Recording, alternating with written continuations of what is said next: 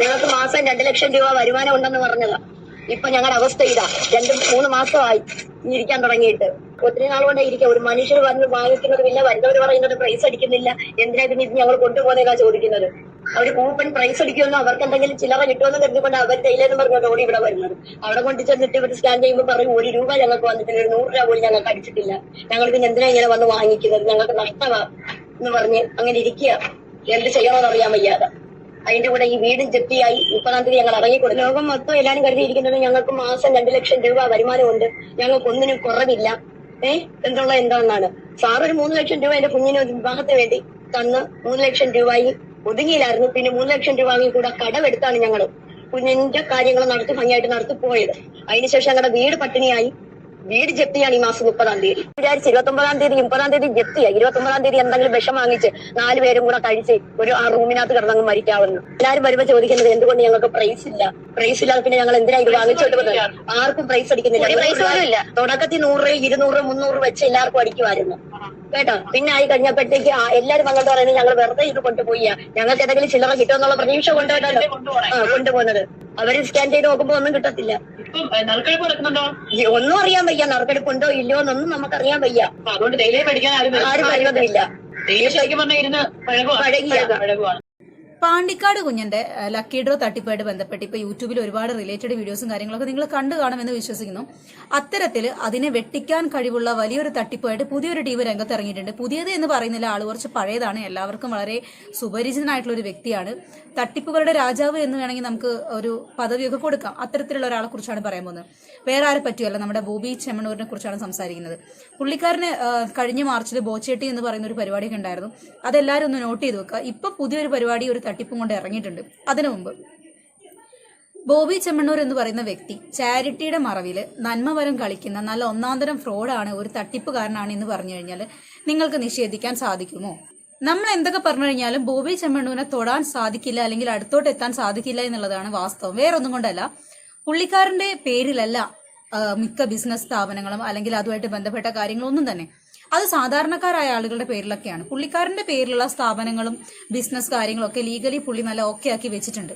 Bus ഡ്രൈവർമാര്, ക്ലീനർമാര്, സാധാരണ കൂലിപ്പണിക്കാർ തുടങ്ങിയിട്ടുള്ള പാവപ്പെട്ട ആൾക്കാരെ നിക്ഷേപിക്കുന്ന പണം വെച്ചിട്ട് അവര് പോലും അറിയാതെ അവരതിന്റെ ഉടമസ്ഥരാവുക അല്ലെങ്കിൽ അതിന്റെ ഒരു ബിസിനസ് പാർട്ട്ണർ ആവുകയാണ് എന്ന് ഇവര് പോലും അറിയുന്നില്ല. അതാണ് ബോച്ചന്റെ ബിസിനസ് ട്രിക്ക് എന്ന് പറയുന്നത്.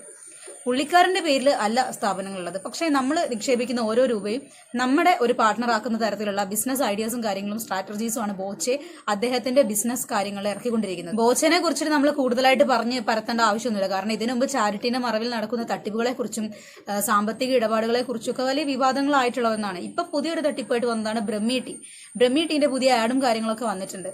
അത് ഞാനിവിടെ കൊടുക്കാം. സ്ക്രാച്ച് ആൻഡ് വിൻ, ദിവസേന ചുരണ്ടി നേടാം ഉടൻ പണം. ബോച്ചെ ബ്രഹ്മിറ്റി എന്നിട്ട് എഴുതിയിരിക്കുന്നു, എന്റെ ബുദ്ധിയുടെയും ഓർമ്മശക്തിയുടെയും രഹസ്യം. Scratch daily and get daily thousands of cash prizes.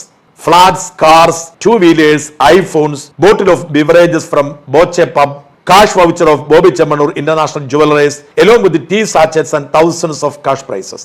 ഇതിൽ പറയുന്നത് സ്ക്രാച്ച് ആൻഡ് വിൻ എന്നാണ്. അതായത് നമ്മളൊരു പാക്കറ്റ് വാങ്ങുന്നു, വാങ്ങിയപ്പോൾ തന്നെ നമ്മൾ അതിനകത്ത് ഒരു കൂപ്പൺ കിട്ടുന്നു, അതിരുന്ന് ചുരണ്ടുന്നു, അതിനകത്ത് എന്തെങ്കിലും പ്രൈസ് ഉണ്ടാവും, ബെറ്റർ ലക്ക് നെക്സ്റ്റ് ടൈം ഉണ്ടാവും.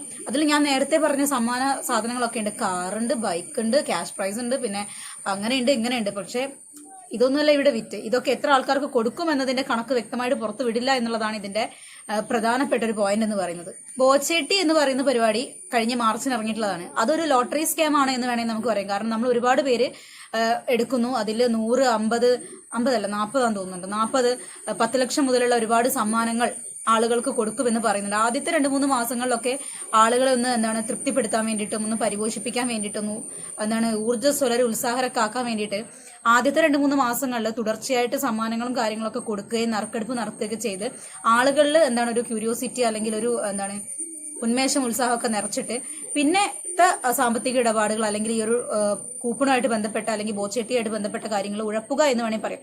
ഇതിൽ എത്ര പേർക്ക് സമ്മാനം ലഭിച്ചിട്ടുണ്ട് എന്നുള്ളതിന്റെ കണക്ക് ഇതുവരെ വ്യക്തമായ രീതിയിൽ പുറത്തല്ല.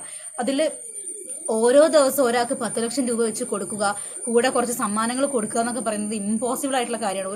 ഒരു ദിവസം 10 ലക്ഷം രൂപ വെച്ച് ഒരാൾക്ക് കൊടുക്കുക എന്ന് പറയുന്നത് തന്നെ വലിയൊരു വെടിത്തരായിട്ടാണ് എനിക്ക് തോന്നുന്നത്. അതും ബോച്ചേട്ടി വിറ്റിട്ട്. അതൊരു ചായപ്പൊടി വിൽപ്പനയല്ല, അതൊരു ലോട്ടറി സ്കാം ആയിരുന്നു. പൈസ തട്ടിയെടുക്കാനുള്ള വെറും നാറിയ പരിപാടി എന്ന് വേണമെങ്കിൽ പറയാം. അതിനെക്കുറിച്ചുള്ള കൂടുതൽ തെളിവുകളും കാര്യങ്ങളൊക്കെ പല പല ന്യൂസ് ചാനലുകളിലും അല്ലാത്ത ചാനലുകളിലും ഒക്കെ ഓരോരുത്തർ പുറത്തു വിട്ടുകൊണ്ടിരിക്കുന്നത്.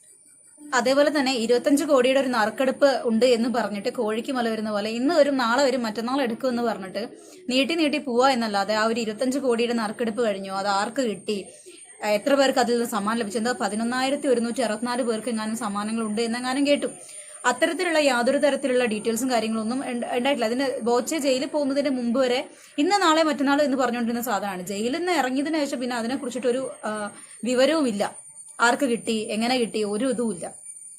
ആൾക്കാർ അതിന്റെ പുറകെ അന്വേഷിച്ച് പോയിട്ടുമില്ല. ഇപ്പൊ എന്തായി, ആളുകളെല്ലാം വട്ടത്തിൽ മൂഞ്ചി എന്നല്ലാണ്ട് ആർക്കും അതുകൊണ്ട് ഒരു ഉപകാരം ഉണ്ടായിട്ടില്ല. അതുകൊണ്ടാണ് ഞാൻ പറഞ്ഞത്, ഇപ്പൊ വരുന്ന ഈ ഒരു ബ്രഹ്മീട്ടി എന്ന് പറയുന്ന ഒരു പരിപാടി നല്ല ഒന്നാന്തര ഉടായ്പ് തട്ടിപ്പാണ്. ഉടായ്പിന് കയ്യും കാലം വെച്ച ആളാണ് ബോച്ചെ.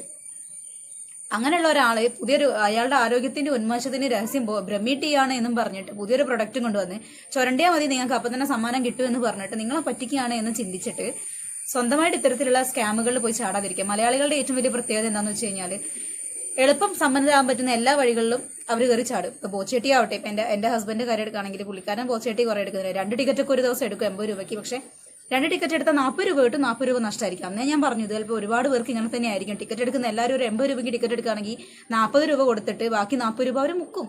ഇത്രയും കാലത്തിന്റെ ഇടയ്ക്ക് 40 കൂടുതൽ ഒരു പ്രൈസ് എന്റെ ഹസ്ബൻഡ് എടുത്ത ബോച്ചേട്ടിന്റെ അകത്ത് കിട്ടിയിട്ടില്ല. അപ്പൊ അനുഭവത്തിന്റെ വെളിച്ചത്തിലും കൂടിയാണ് പറയുന്നത്. ഇതൊരു ഒന്നാന്തരം സ്കാമാണ്. അത് തിരിച്ചറിഞ്ഞിട്ട് നിങ്ങളുടെ കയ്യിലെ പൈസ ഇങ്ങനെ കൊണ്ടുപോയി നശിപ്പിക്കാതിരുന്ന നിങ്ങൾക്ക് തന്നെ നല്ല കാര്യം. ഇപ്പൊ നമ്മളെ സർക്കാരിന്റെ കയ്യിൽ നിന്ന് തന്നെ നമ്മളൊരു കേരള ഭാഗ്യക്കുറിയൊക്കെ എടുക്കുകയാണെന്നുണ്ടെങ്കിൽ അത് തന്നെ മാസങ്ങളെടുക്കും അക്കൗണ്ടിലേക്ക് ക്യാഷ് ഡെബിറ്റ് ആവാൻ വേണ്ടിയിട്ട്.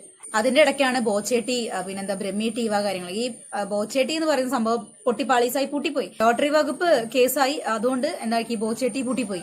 ഇപ്പം അത് പൂട്ടി വേറെ നിവർത്തി ഇല്ലാത്തതുകൊണ്ടാണ് ബ്രഹ്മീട്ടി എന്ന് പറയുന്ന പുതിയ ഉടായ്പായിട്ട് വന്നിട്ടുള്ളത്.